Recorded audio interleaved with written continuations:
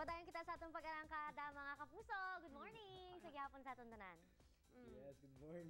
Manit siya. Yes. Ang isa, di ba lang, tupad na di ba lang nga duwa? Yes, Damo invitation sa mga beauty pageants mo. Oh, true. Oo. Yes. Ay, dali lang, i-clarify ko na mag-judge. May na ko yung karira na para maging expert ka sa beauty contest. Oh, sige na. Pero makabusan isa sa judge ko lately ang Binibining Leon Tourism 2010. Ari, ilang taon na?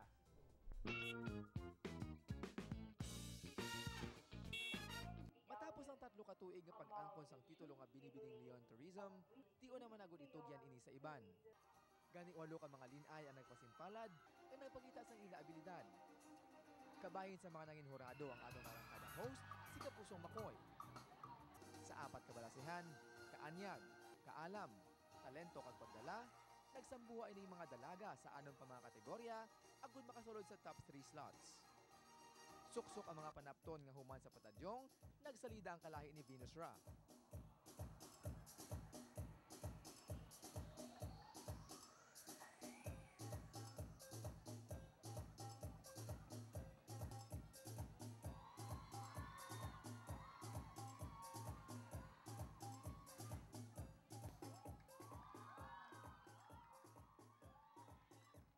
Dotted play suit.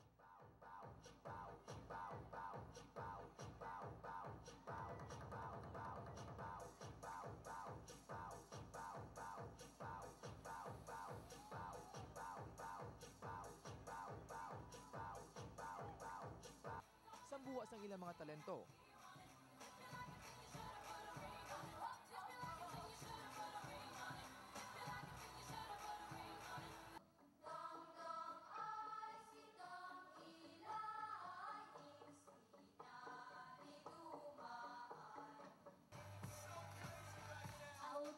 So deep in your eyes, I thought you were more in time. When I knew I'm begging you not to go, gonna make no 3 times.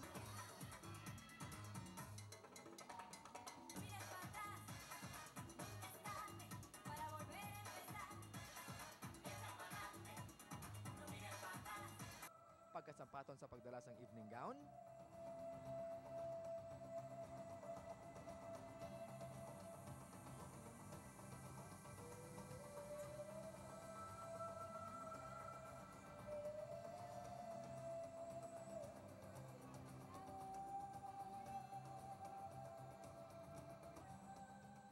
kag interview portion.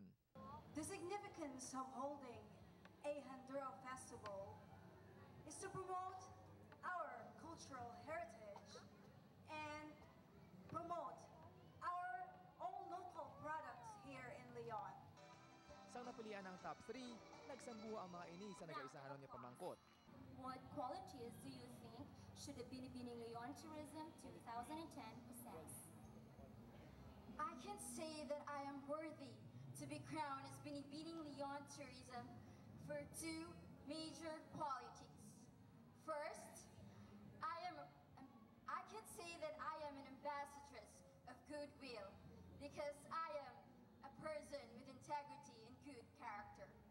Second, I have the brains and beauty that is not just from the outside, but also from within. Thank you.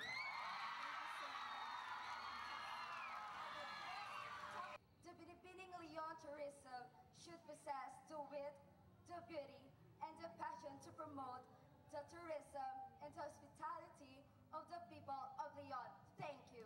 Thank you so much. First, being beautiful. Beautiful inside and outside. Beautiful outside, since it is a beauty pageant, anyone should possess a beautiful face. Beautiful inside, because I can act as a role model to my fellow youth. Second, being intelligent. Third, a God-fearing person, because I'm a religious one. That's all. Thank you. Thank you so much. Tessie. Gani ang ending, padalagaan sa ika-4 na kandidata. Sa inyo tanan, congratulations!